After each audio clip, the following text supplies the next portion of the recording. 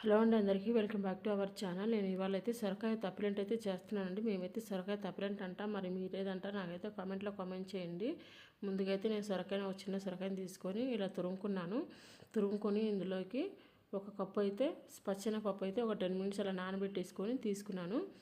వేసేసుకొని నెక్స్ట్ వచ్చేసి పచ్చిమిర్చి ఒక 3 పచ్చిమిర్చి, అలాగే ఒక ఆనియన్ అయితే పెద్ద ఆనియన్ సన్నగా కట్ చేసుకొని ఇవన్నీ కూడా వేసుకుంటున్నాను.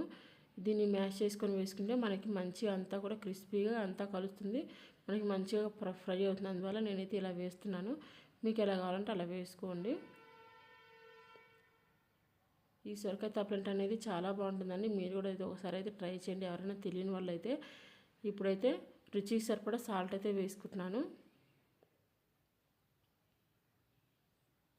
నెక్స్ట్ వచ్చేసి కొత్తిమీర వేసుకున్నాను, సన్నగా కట్ చేసుకొని. నా దగ్గర కరివేపాకు లేదండి, కరివేపాకు ఉంటే ఇంకా చాలా బాగుంటుంది. కరివేపాకు, జీలకర్ర, ఆనియన్ అండి దీనికి మెయిన్ ఇంపార్టెంట్. సొరకాయతో పాటు అవి కూడా ఉంటే చాలా టేస్టీగా ఉంటుంది. పచ్చెనపప్పు కూడా ఏది మిస్ అయినా కూడా మళ్ళీ బాగోదు. బియ్యపిండి వేసుకున్నాను. నెక్స్ట్ అలాగే నా దగ్గర జీలకర్ర లేదు, అందువల్ల వాము అయితే వేసుకున్నాను. ఇలా అంతా కూడా ఇప్పుడు మనమైతే మంచిగా మిక్స్ చేసుకోవాలి.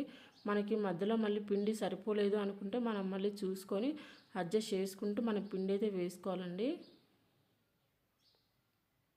మనకి అదే రొట్టెకి చేయడానికి వీలుగా అనిపించినంత వరకు మనము పిండి వేసుకొని మంచిగా మనమైతే మిక్స్ చేసుకోవాలి.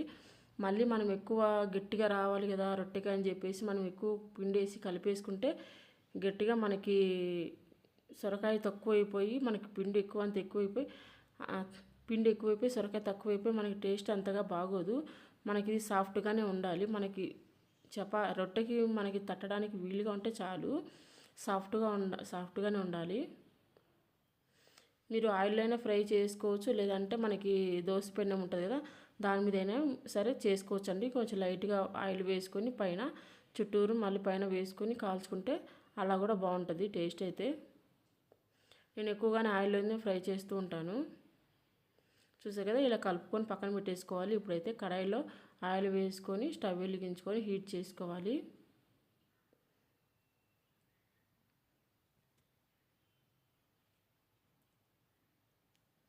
మనం పిండి కలుపుకునేటప్పుడు మనం ఆయిల్ పెట్టేసుకుంటే మనకి పక్కనైతే హీట్ అవుతుందండి. నేనైతే పెట్టడం మర్చిపోయాను, అందువల్ల నేను పెట్టలేదు. ఇప్పుడు మళ్ళీ పెడుతున్నాను. పెద్ద పొయ్యి, నేను చిన్న పొయ్యి మీద పెట్టుకుంటున్నాను, కానీ నేను హైలోనే పెట్టుకొని చేసుకుంటున్నాను ఈ రొట్టెలు అనేది. మీరు పెద్ద పొయ్యి మీద పెట్టుకుంటే కనుక అడ్జస్ట్ చేసుకొని మంటను అనేది మీడియం టు లో ఫ్లేమ్లో అడ్జస్ట్ చేసుకుంటూ చేసుకోండి. లేదంటే లోపల పచ్చిగా ఉండి బయటికి మనకి కలర్ మారిపోతూ ఉంటుంది అంతే. కాబట్టి మీరు చూసుకొని చేసుకోండి. ఇప్పుడు వచ్చేసి ఒక పాలిథిన్ కవర్ తీసుకున్నాను. కవర్ తీసుకొని దాన్ని ఫస్ట్ వాష్ చేసుకొని అది పక్కన పెట్టేసుకొని నేను ఇప్పుడు వచ్చేసి ఒక ప్లేట్ తీసుకొని ప్లేట్ మీద టిష్యూ పేపర్ ఇలా పెట్టేసుకున్నాను. మనకి ఆయిల్ అనేది అబ్జర్వ్ చేసుకుంటుంది అది టిష్యూ పేపర్. ఇప్పుడు వచ్చేసి కవర్ మీద మనము నిమ్మకాయ సైజు కంటే ఇంకొంచెం పెద్దగా మనకి ముద్ద తీసుకొని మనకి రొట్టెలాగా చేసుకోవాలండి. మా చిన్నప్పుడు అయితే మా అమ్మ అయితే కంపల్సరీగా ఇది నవంబరు, డిసెంబర్ నుంచి ఇవి సొరకాయలు అనేది మనకి స్టార్ట్ అవుతాయి. అప్పుడైతే మా అమ్మ 3 మంత్స్ 4 మంత్స్ అండి, నాకైతే చాలా ఇష్టం ఇది. అంతే 1 కిలో వరకు చేసేది. అప్పుడు అసలు ఉండేవి కావు, అసలు సరిపోయి కూడా కావు. అంటే మేము ఇంకా మా పిన్ని పిల్లలు అలా వచ్చి తినడం కానీ అట్లా అందరికీ చేసేది మా అమ్మ.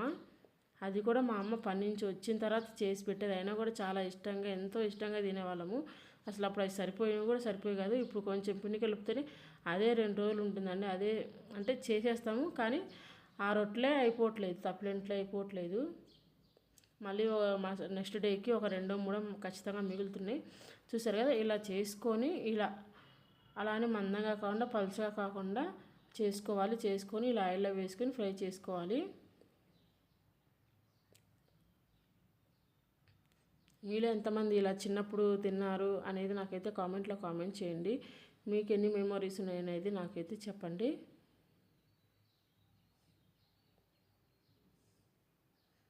చిన్నప్పుడు మనకి ఎలా ఉన్నా సరే ఫుడ్ అనేది మనం ఎంతో ఇష్టంగా తినేవాళ్ళం, అసలు సరిపోయేది కాదు. ఇప్పుడు మాత్రం ఎన్ని ఉన్నా కూడా అసలు ఇంట్లో ఏమీ అసలు అంటే అట్లా ఉండిపోతున్నాయి, తింటలేదు.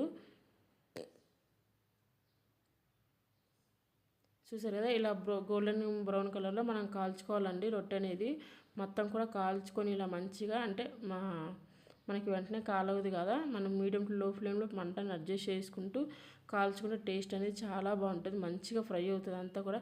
మనం పచ్చెనపప్పు వేసాం కదా, అదంతా కూడా మనకి మంచిగా ఫ్రై అయ్యి, చూసారు కదా, మనకి పంట కింద మంచిగా తగులుతూ ఉంటుంది. మనకి ఇలా గోల్డెన్ కలర్లో వచ్చేంత వరకు మనం ఫ్రై చేసుకొని దీన్ని పక్కన పెట్టేసుకోవాలి.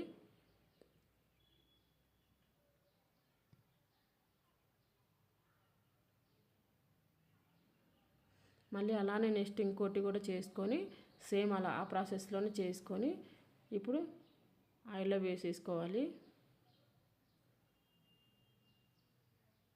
మనం పెద్ద పెద్ద చేసుకోవద్దండి, ఎందుకంటే మనకి ఇది సాఫ్ట్గా ఉంటుంది కాబట్టి పిండి మనకి విరిగిపోయే ఛాన్సెస్ ఉంటుంది. కాబట్టి చిన్నగా చేసుకొని ఇలా వేసుకోండి. చూసారు కదా, ఇలా మనం చేసుకుంటే కనుక చాలా టేస్టీగా చాలా బాగుంటాయండి. మంచిగా అయితే కుక్ అయింది. ఈ వీడియో మీకు ఎలా అనిపించింది నాకైతే కామెంట్లో కామెంట్ చేయండి. Thank you for watching. Bye bye.